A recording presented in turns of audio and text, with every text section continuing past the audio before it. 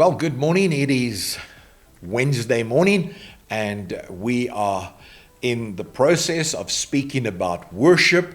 And this morning again, we want to talk about what you worship, you feed on. Now, yeah, come on. That what you worship, you feed on. Now, I know, man, let me tell you, through this year where we haven't watched and haven't been able to attend a lot of sporting events, we haven't been able to gather around that television on a Saturday afternoon and watch our favorite team win or lose, whatever. Rugby kind of has become kind of secondary because it's kind of been a non-attraction. But I know that when rugby was in the full swing, and we know we're going to get back to that, so often that is the thing that feeds us on a Saturday, not so wanting to watch our team, getting around our team. You see, the moment that man turns his worship from God to worshiping self, because this is what happens when we do this, when we focus on things around us who replace our worship to God and takes all our time away from God. That thing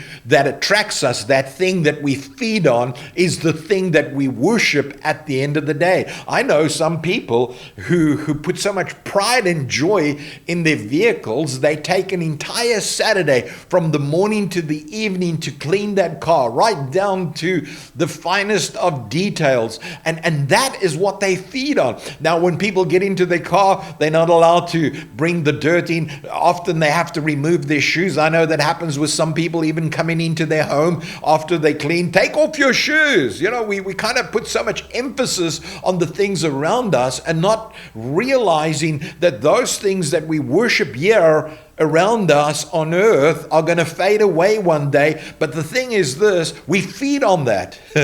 You see, the devil is a liar, and no truth can be found in him. His lie is this: to kill, to rob, and to destroy. This is what he comes to do. You see, the devil has a deadly tool in his arsenal, and this is fear. Now, this is the big thing, fear. Because again, this is what is happening to many of us. This pandemic has caused fear to infiltrate into our homes. And you know what? We are feeding on it because we'll look at what is happening. We listen to the reports. We take note of all the people dying of COVID. And as a result of this, we feed on the negative. We are actually replacing our faith and our trust in that what we are hearing from man, instead of putting our faith and our trust in God as a result of fear. How does man control? Through fear. You see, the more fear he can instill into one's being, he has control. Again, we see this virus, we see this pandemic. Many nations are under this fear, under this dominance of fear, this control of fear that controls us and controls us as humans, of not putting our faith and our trust in God. You see, this fear causes one to turn and run and hide from God, just like Adam and Eve did in the garden. Once they fell, listen, they ran from God. Listen to Genesis chapter 3 from 9 through to 10. It says this: God called for man. Notice this. If you read the story in the book of Genesis, you would note that in the cool of the day, God would meet with Adam and Eve, and there he would fellowship with them. And so it came that evening when he went out to look for Adam and Eve. Listen to this. He called for them. And this is what he says: "Where are you?" Now we note their reply comes: "I was afraid, so I hid. I was afraid, I ran from you."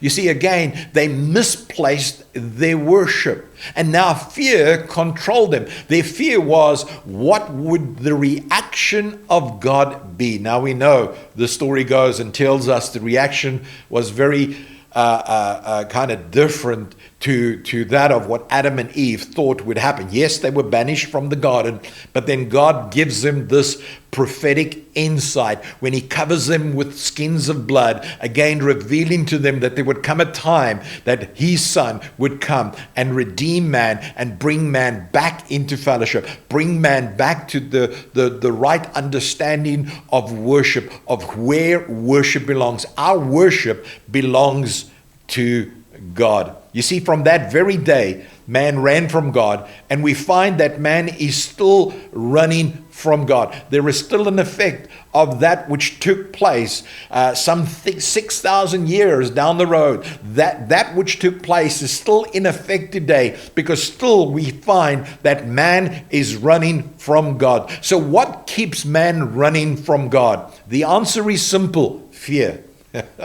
Isn't it crazy?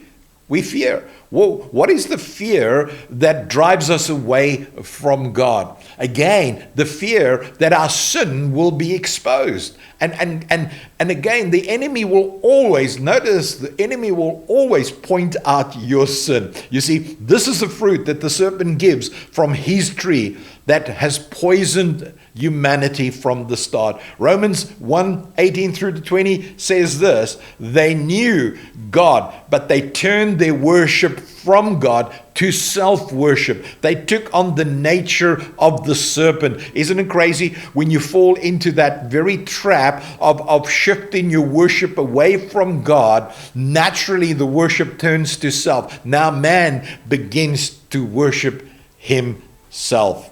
And we find that throughout history. We find self-worship, man wanting to be worshipped. Listen to Isaiah 14 verse 13. It says this: you said to yourself, this is Satan, I will ascend to heaven and set my throne above God's stars. Listen to what he goes on to say in verse 14. I will make myself like the Most High God. Now, pride will always demand worship.